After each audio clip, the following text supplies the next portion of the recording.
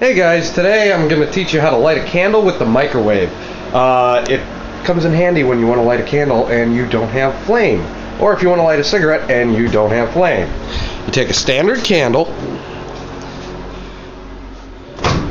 you put it in the microwave, alright, you hit 30 seconds, which it's got 25 on there, should be more than enough, and then you sit and you wait for it to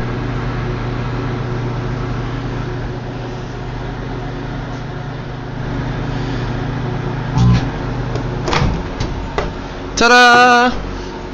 One candle lit.